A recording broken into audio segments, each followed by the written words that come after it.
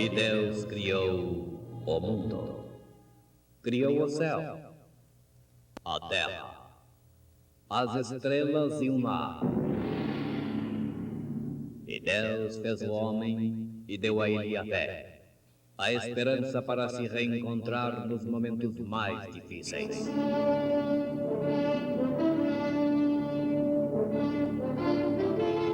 E num esforço supremo para levar Deus até você, aqui está o pregador da fé. Pastor Joaquim Gonçalves nos traz fé para vencer.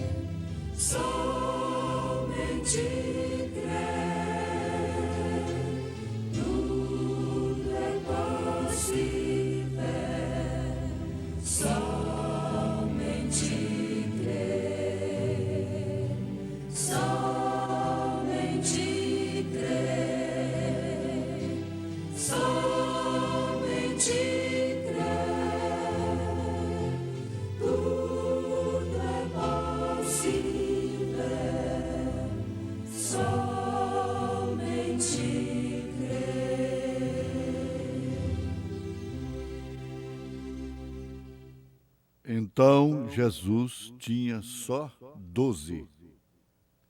Ele escolheu 12 e um deles era um demônio. Portanto, se há algum conforto em Cristo, se há alguma consolação de amor, se há alguma comunhão no Espírito, se há algumas entranháveis afetos e compaixões, completai o meu gozo, para que sintais o mesmo, tendo o mesmo amor, o mesmo ânimo, sentido e sentindo uma mesma coisa. Segurança e paz. Um trio cantando em momentos no tabernáculo da fé.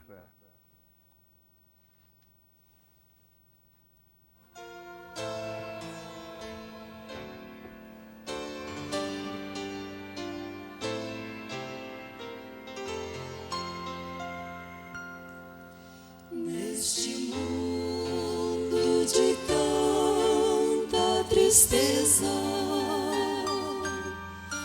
vou a Cristo pra me refugiar. Só nele eu posso a paz sempre encontrar.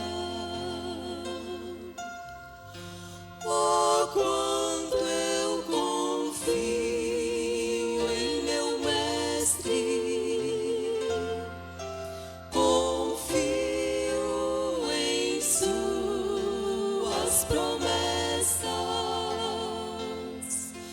A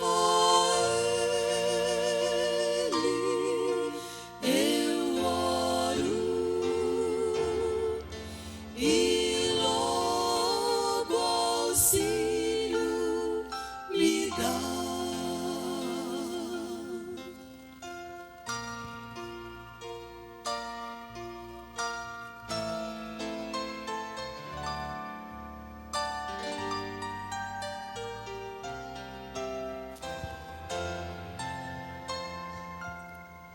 Se tens muitos problemas na vida, vai depressa com Cristo encontrar tranquila segurança e alívio completo terás. Oh,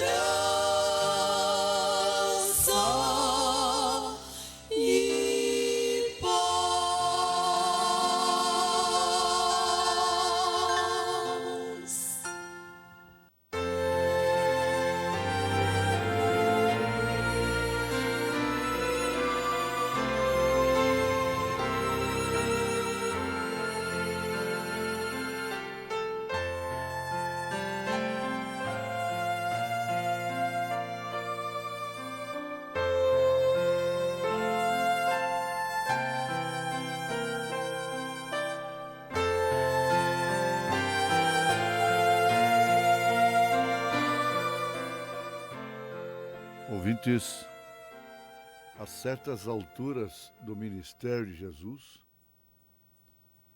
ele pôde contar somente com 12, os quais ele próprio chamou, sendo um deles um demônio, porque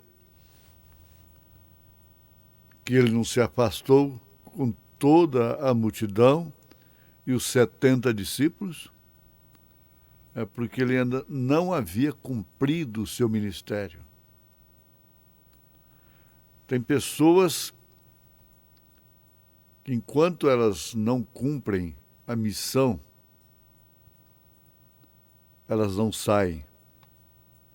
Lá no deserto foi variado.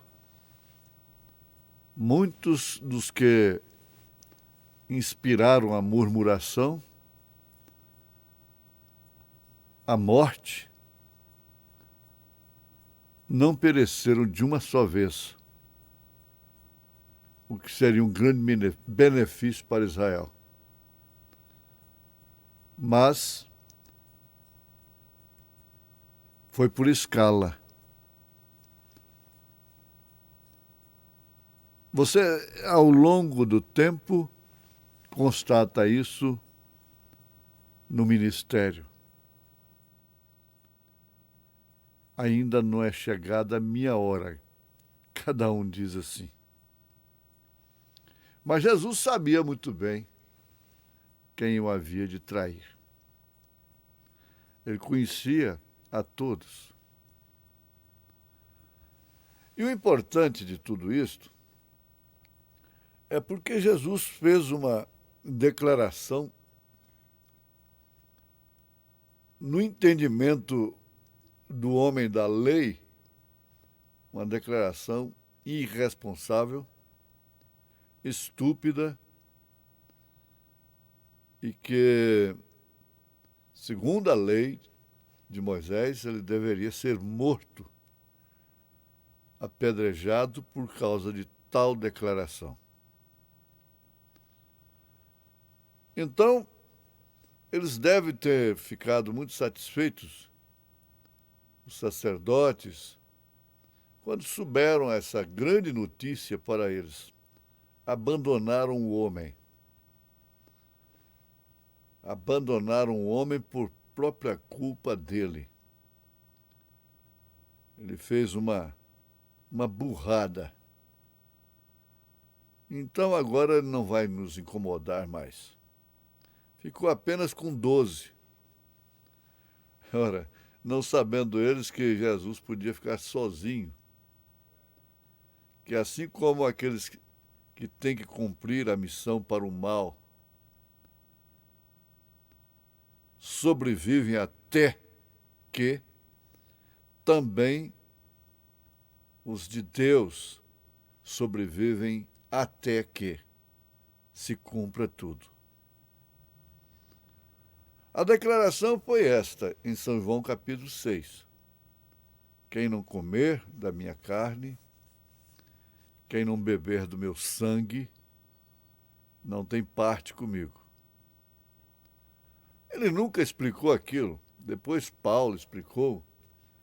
Está muito claro aí em 1 Coríntios, capítulo 11, a partir do verso 23.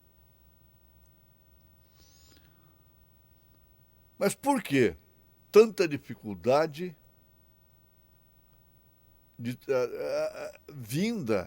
vindas de terceiros, dos inimigos? Tudo bem. Mas quando surge a dificuldade criada pelo próprio líder da gente,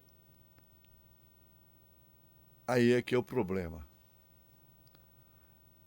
E muitos se dão como sofredores por aquele ministério, quando não sabendo que é um privilégio concedido por Deus, que não é para todos. A coisa procedeu do próprio Senhor Jesus Cristo, que, segundo as profecias, foi e é uma pedra de tropeço, uma rocha de escândalo. Porque aí está o desvelar de Deus. Estamos empunhando a mensagem do profeta, o desvelar de Deus. E esse assunto tem muita importância para a noiva de Jesus Cristo, para os eleitos. Se não tivesse muita importância cada mensagem do profeta de Deus para esta era, ele não haveria pregado aquela mensagem. Então, veja só, de onde partiu o escândalo, o tropeço, a dificuldade. Nesta mensagem já afirmou que Deus faz isso de propósito, citando mesmo até Moisés, para que possam tropeçar.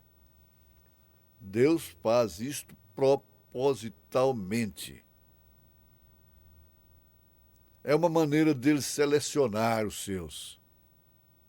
É através do tropeço, é através da heresia, é através do ismo e assim por diante.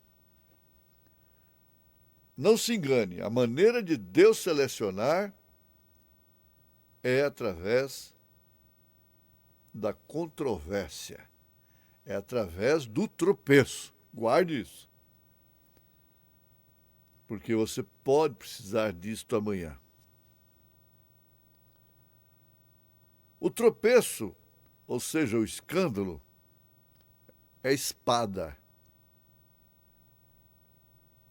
É a espada pela qual você toma o reino de Deus à força.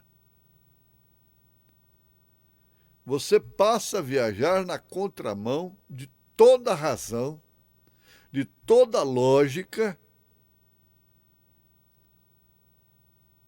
quando enfrenta uma situação controvertida, uma situação de tropeço. Agora, o profeta de Deus destaca isso, lembrando naturalmente, como todos os pregadores citam, como chave principal, como uma nota tremenda no ministério de Jesus e dos apóstolos, em particular o de Pedro. Quando Jesus disse: vocês também não querem ir embora? Entre aquela multidão haviam 70 evangelistas, missionários, expulsando demônio, curando enfermos em nome de Jesus Cristo. Todos eles se retiraram ao ouvirem a declaração tropeço de nosso Senhor Jesus Cristo. Então Jesus, como autêntico líder, sabendo quem ele era e a missão pela qual ele veio, como Filho de Deus, virou para aquele restante e disse: vocês também não querem ir? Foi quando Pedro tomou a palavra e exclamou, respondeu com uma pergunta categórica, decisiva: para onde iremos nós? Assim está esse termo na mensagem, o desvelar de Deus. Termo que nós temos usado. Para onde iremos nós?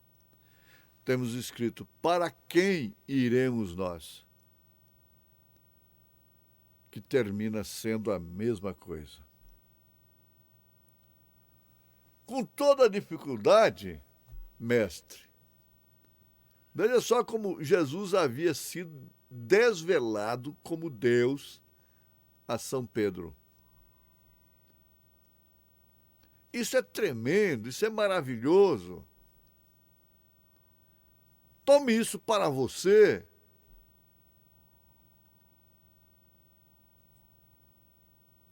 Ele disse: para onde iremos nós? Ou para quem iremos nós?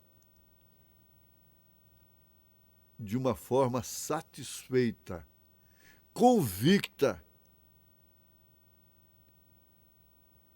Não como quem estava arcando uma cruz, sofrendo por amor do ministério. Isso é lacônico. Isso é cansativo até para Deus. Como que sendo bonzinho, herói. Não. Ele respondeu satisfeito. Houve uma satisfação naquele companheirismo. Comer carne humana, beber sangue humano, foi isso que Jesus disse. Ele não usou um termo como aquilo ali como parábola, como alegoria, como uma metáfora. Não. Aquele que não comer da minha carne e não beber do meu sangue. Aleluia. Então, para onde? Para quem iremos nós? Pois estamos satisfeitos. Nós sabemos seguramente que tu, Senhor, e somente tu, tem a palavra da vida eterna. Tem a palavra da vida nesta hora, neste momento. Se você foi realmente revelado, revelada,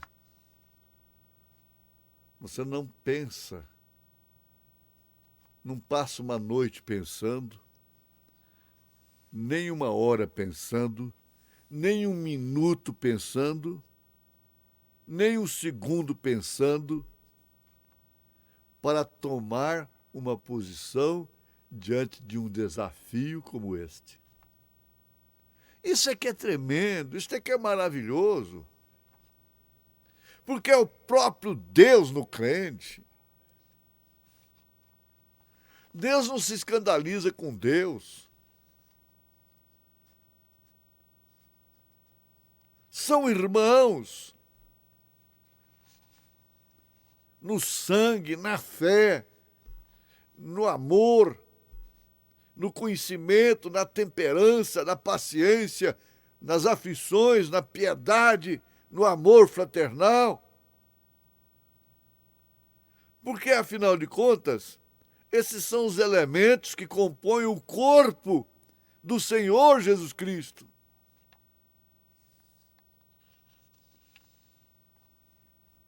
E agora? Quando você se encontra no lugar que você possa pensar assim, não há outro. Não há outro. Para onde? E se tratando de pessoa, para quem irei eu?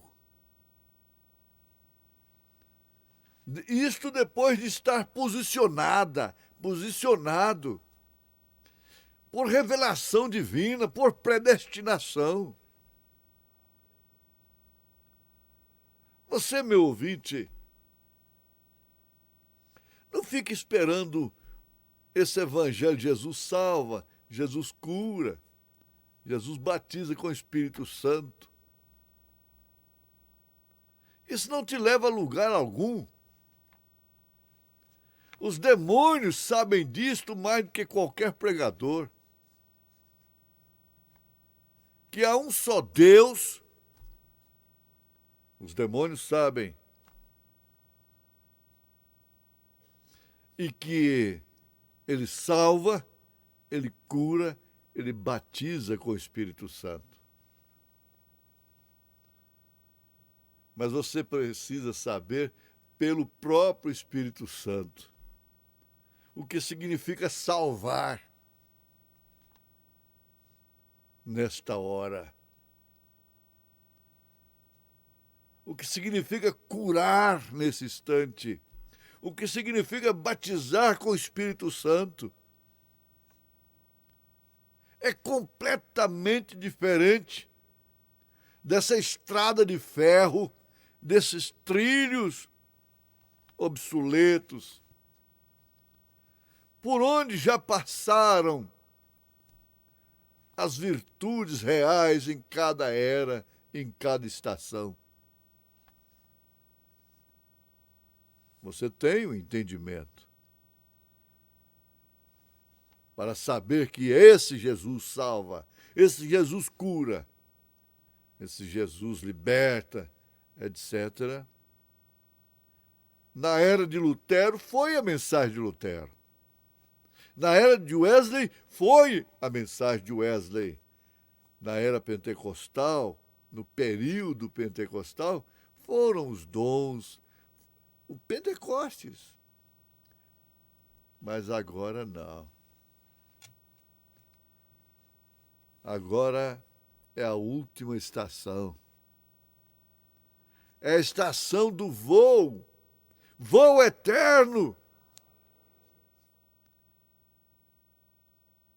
do arrebatamento. E qual a resposta? A resposta do para onde iremos nós. Para as bodas do Cordeiro. Para as bodas do Cordeiro, através do arrebatamento, literalmente falando, sofrendo a transformação prevista na Bíblia Sagrada e subindo para encontrar o Senhor nos ares. Pergunta-se agora, para onde iremos nós a partir daqui? Já estamos no milênio? Já passamos pelas bodas do Cordeiro? Não, a noiva não tem essa utopia. Ela sabe para onde vai. Em nome de Jesus Cristo. Amém.